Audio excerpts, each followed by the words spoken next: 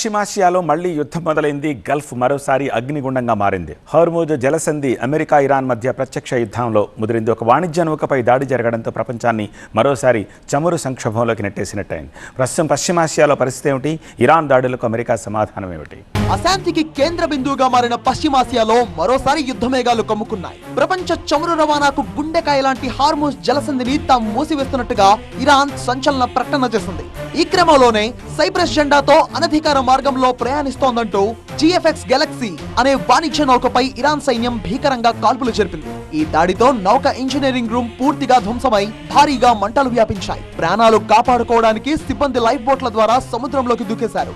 ఈ నౌకలో మొత్తం 11 మంది భారతీయ సిబ్బంది ఉండగా ఒమన్ సహాయంతో 10 మందిని రక్షించారు. దురదృష్టవశాత్తు ఒక భారతీయుడు గల్లంతయ్యాడు.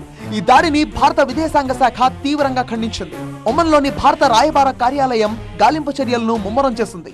నౌకపై దాడి సమాచారం అందిన వెంటనే రంగంలోకి దిగింది యుఎస్ సెంట్రల్ కమాండ్. నౌకపై దాడిలో ఒక సిబ్బంది మరణించడాన్ని ధృవీకరించిన అమెరికా ఇరాన్ కు గట్టి బుద్ధి చెప్పాలని నిర్ణయించింది. అమెరికా రక్షణ మంత్రి హెక్సెత్ తీవ్ర స్వరంతో హెచ్చరించారు. ఇరాన్ చాలా తప్పుడు నిర్ణయం తీసుకుంది, దీనికి తగిన మూల్యం చెల్లించుకోక తప్పదు అంటూ వార్నింగ్ ఇచ్చారు. అలా వార్నింగ్ వచ్చిన గంటల వ్యవధిలోనే అమెరికా యుద్ధ విమానాలు ఇరాన్ గగనతలంలోకి దూసుకువెళ్లాయి. 3 విడతలుగా ఇరాన్ లోని వ్యూహాత్మక స్థావరాలపై విరుచుకుపడ్డాయి. ఇరాన్ తీర ప్రాంతంలోని 2 కీలక పట్టణాలపై బాంబుల వర్షం కురిపించడంతో 10 చోట్ల భారీ పేలుళ్లు సంభవించాయి.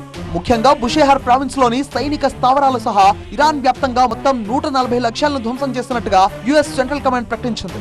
తాజా దాడులతో ఇరాన్ గగనతల రక్షణ వ్యవస్థలో హైలైట్ ప్రకటించాయి. అమెరికా దాడులకు ఇరాన్ సైన్యం ఐఆర్జీసీ అంతే ధీటుగా ప్రతిస్పందించింది.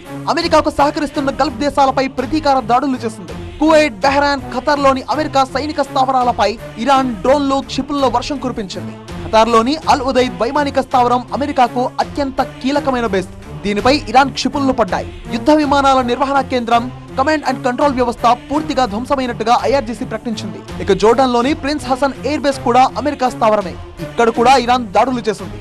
MQ-9 రీపర్ డ్రోన్లు ఉంచే హ్యాంగర్లను నాశనం చేశామని ఇరాన్ క్లెయిమ్ చేసింది. ఒమన్ లోని దుఖ్మ్ ఓడరేవును లాజిస్టిక్, రీఫ్యూలింగ్ కేంద్రాలుగా ఉపయోగించుకుంటుంది అమెరికా.